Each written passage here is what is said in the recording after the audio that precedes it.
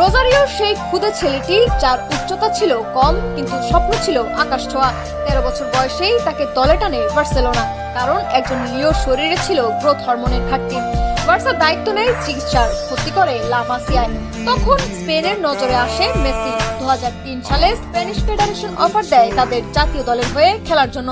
দ্বৈত নাগরিকতা ছিল, চাইলেই খেলতে পারতেন, কিন্তু না। মেসির উত্তর ছিল সোজা, বলেছিলেন আমার দেশ একটাই, আর সেটি শুধুই আর্জেন্টিনা। আর্জেন্টিনা আমার দেশ, আমার পরিবার, আমার প্রকাশের উপায়।